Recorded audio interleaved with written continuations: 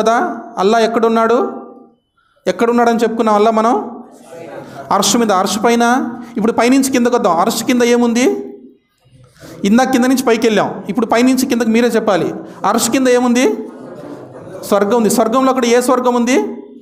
జన్నతుల్ ఫిర్దౌస్. దాని కింద ఏముంది? స్వర్గం యొక్క 99 అంతస్తులు. దాని కింద ఏముంది? మహాసముద్రం. Very good. దాని కింద ఏముంది? అల్లా యొక్క కుర్సీ ఉంది. కుర్సీ కింద ఏముంది? 7 ఆకాశాలు. 7 ఆకాశం కింద మనం ఉన్నాం.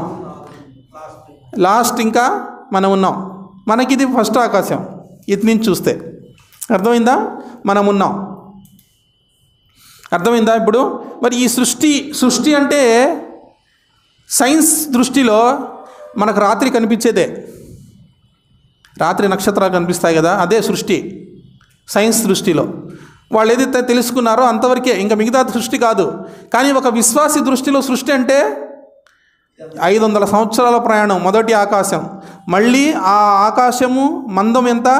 500 సంవత్సరాల ప్రయాణం, మళ్ళీ దానిపైన ఇంకొక సృష్టి ఉంది ఇటువంటిదే. మళ్ళీ 500 ప్రయాణం, రెండో ఆకాశం, మూడో ఆకాశం. అక్కడికి వెళ్తే పైన 7 ఆకాశాల పైన ఏముంది?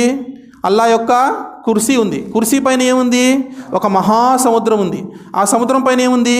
స్వర్గం యొక్క 100 అంతస్తులు ఉన్నాయి. ఒక అంతస్తుకి ఇంకొక అంతస్తుకి భూమి ఆకాశాలంత దూరం.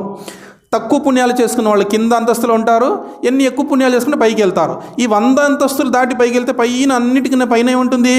జన్నతుల్ ఫిర్దౌస్ అంటే స్వర్గంలో ఉన్నతమైన స్థానం. అక్కడ ప్రవక్తలందరూ ఉంటారు. అల్లా మనకు కూడా ప్రాప్తించుగాక, ఆమీన్. దాని కప్పు అర్ష్, అల్లా యొక్క అర్ష్. అర్ష్ మీద ఎవరున్నారు?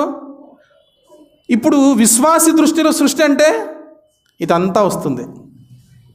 అది విశ్వాసకి జ్ఞానం ఎక్కువ, సైంటిస్టులకు జ్ఞానం ఎక్కువ? ఎవరికి ఎక్కువ? విశ్వాసికి జ్ఞానం ఎక్కువ. కాబట్టి సైన్స్ అంటే మానవ మేధస్సుకు అందింది అంతే, ఇంకేం కాదు.